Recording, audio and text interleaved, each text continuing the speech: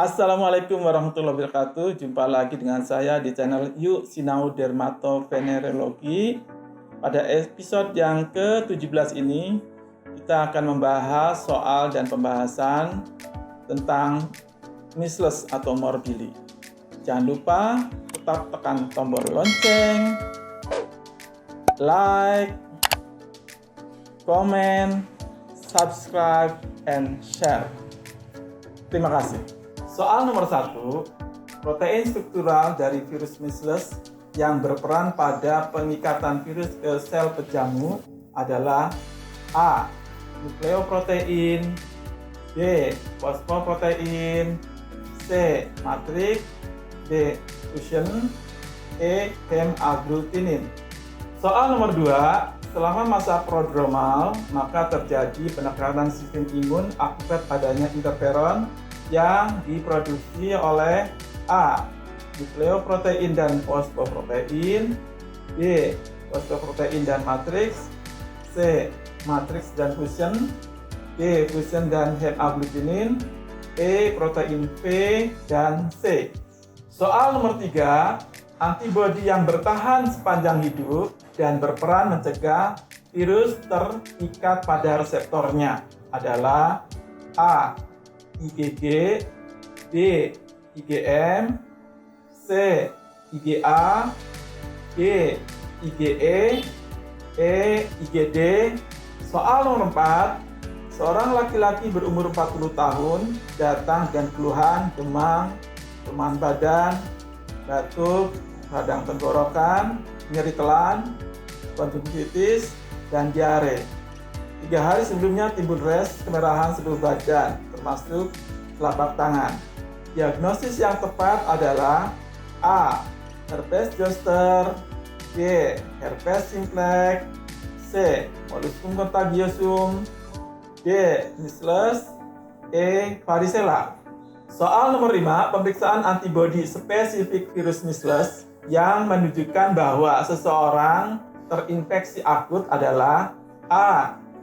IgG, B. IgA, C. IgM, D. IgD, E. IgE. Pada pemeriksaan IgM antibodi spesifik virus measles kurang dari 3 hari setelah munculnya res di kulit, maka akan didapatkan hasil negatif palsu sebesar A. 10%, B. 15%, C. 20%, D. 25%, E. 30%. Soal nomor 7, pemeriksaan antibodi IgM spesifik virus measles akan mencapai puncak A. Kurang dari 1 minggu setelah munculnya res, B. 1-3 minggu setelah munculnya res, C. 4-6 minggu setelah munculnya res, D. 6-8 minggu setelah munculnya res, E. Lebih dari 8 minggu setelah munculnya res. Soal nomor 8, pemeriksaan antibodi IgM spesifik virus measles akan menghilang A. Kurang dari 1 minggu setelah munculnya res, B. 1-2 minggu setelah munculnya res, C. 2-3 minggu setelah munculnya res, D. 3-4 minggu setelah munculnya res, E. 4-8 minggu setelah munculnya res. Nomor 9, faktor yang memiliki risiko komplikasi measles terkecil adalah A. Anak balita, B. Usia 5-20 tahun, C. Usia lebih dari 20 tahun, D. Ibu hamil, E. Orang dengan imunokompromis. Berikut ini nomor 10 adalah gambaran klinis penyakit measles. A, B, C, D, E. Berikut adalah pembahasan soal nomor 1. Protein struktural dari virus measles yang berperan pada pengikatan virus ke sel penjamu adalah, jawabannya adalah E. Hemagglutinins atau HA. Jawaban soal nomor 2, selama masa prodromal maka terjadi penekanan sistem imun akibat adanya interferon yang diproduksi oleh, jawabannya adalah E. Protein V dan C.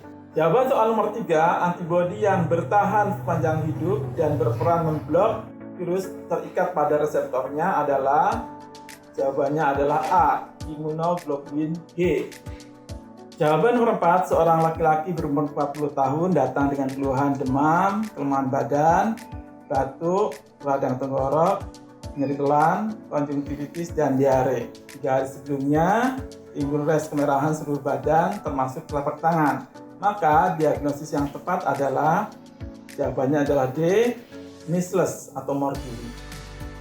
Jawaban soal nomor 5, pemeriksaan antibodi spesifik virus measles yang menunjukkan bahwa seseorang terinfeksi akut adalah, jawabannya C, imunoglobulin M.